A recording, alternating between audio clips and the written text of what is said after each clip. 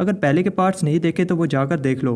वैसे तो मैं इतने सब्सक्राइबर डिजर्व नहीं करता। वीडियो लेट होने के लिए सॉरी, कुछ प्रॉब्लम्स थी जिसकी वजह से वीडियो नहीं आ पा रही थी। प्रॉब्लम्स बताकर तो मैं बोर नहीं करना चाहता, इसलिए वीडियो शुरू करते हैं।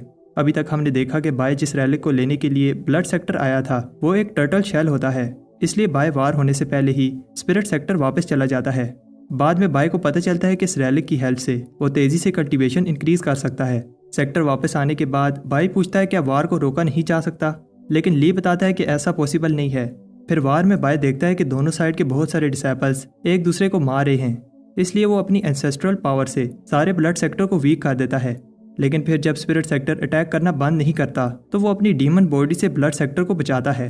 बाय उन्हें समझाने की कोशिश करता है कि अगर वो ये वार जीत भी जाएं तो प्रोफाउंड सेक्टर से हार जाएंगे, इसकी जगह उन्हें मिलकर प्रोफाउंड सेक्टर से लड़ना चाहिए। हैन देखता है कि सब बाय की बात सुनने लगे हैं, इसलिए वो बाय को ख़त्म करने के लिए एक नेसेंट सोल लेवल का अटैक करता है। बाय बहुत इंजर हो जाता है, लेकिन इससे ब्लड पैट्रियार्क को समझ आ जाती है कि हैन एक घुसपैठिया है, क्योंकि बाय ने सारे ब्लड सेक्टर की पावर आधी कर दी थी। ये आदमी असल में प्रोफाउंड सेक्टर का पैट्रियार्क कियान होता है। अब आगे कुछ टाइम बाद मे को बाय की फिक्र हो रही होती है, क्योंकि बाय कुछ दिनों से होश में नहीं आया। बाय को होश आ जाता है और तब जून बाय को देखने आती है, लेकिन मे जून से कहती है वो बाय का ख्याल रख लेगी। जून कहती है कि शायद तुम्हें मेरे और बाय के रिलेशन का नहीं पता, बाय इन सब में नहीं पढ़ना चाहता। मे बताती है कि वो बाय की बचपन की दोस्त है और जून एक डीमन सकूबस है जो उनके बीच में आ रही है। जून बताती है कि कैसे उसने और बाय ने एक साथ कई बैटल्स लड़ी, लेकिन मे को ये बात समझ नहीं आएगी। बाय इन सब में नहीं पढ़ना चाहता, इसलिए बेहोश रहने की एक्टिंग करता है। तब गलती से बाय के कपड़ों में आग लग जाती है। उन दोनों को गुस्सा आता है कि बाय बेहोश होने की एक्टिंग कर रहा था। वो दोनों चाहती हैं कि बाय पहले उनसे बात करे, लेकिन बाय कहता है कि अभी इन चीज़ों का समय नहीं है और जाने लगता है।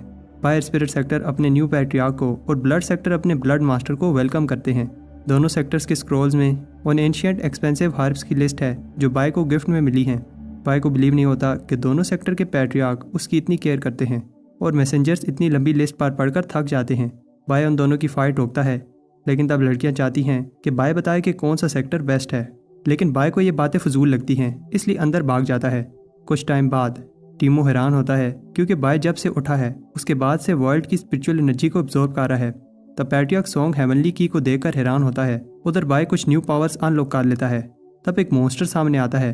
ब्लड पैट्रियार्क स्पिरिट पैट्रियार्क को एक्सप्लेन करता है ये लेसर पी की डीमन बॉडी रिफाइनिंग टेक्निक है, लेकिन बाय की डीमन बॉडी लेसर मार्शल पी की डीमन बॉडी से ज़्यादा पावरफुल लग रही है। पैट्रियार्क्स खुश हैं कि यंग जनरेशन उनसे आगे निकल रही है, और इस बात से भी कि by late stage foundation establishment करने वाला है। बाय अपनी कल्टीवेशन ख़त्म करता है और अब बाय ने लेट स्टेज फाउंडेशन इस्टेब्लिशमेंट कर ली है। बाय कॉन्फिडेंट है कि वह जल्दी से पीक